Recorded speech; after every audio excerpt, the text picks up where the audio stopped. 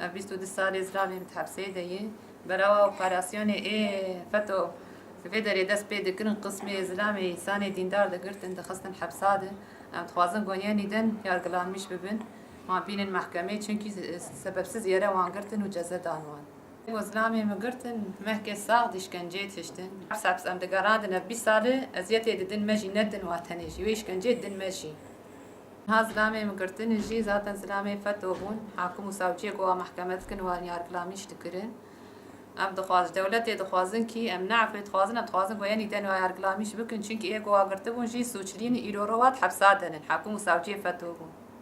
Ben 17 yaşındayken babam 2000'li yıllarda Gaziantep ilinde çalışırken sırf dindar ve mütedeyyin olduğu için FETÖ terör örgütünün kumpasları sonucu 90'lı yıllarda faali meşhur katliamları babamın üzerine yıkılarak cezaevine attılar.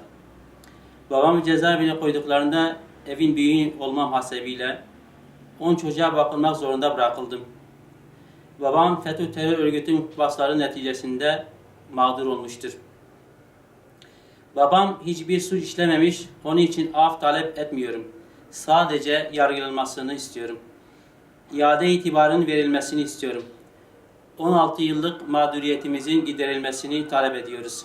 Eniştem Zeki Şinegöl 94 yıllarında FETÖ'nün adamları onu içeri aldılar. Onu içeri alanlar şu anda onlar da içeridedir. Herkes için adalet varsa onun için de adalet istiyoruz. Yeniden yargılanmasını istiyoruz.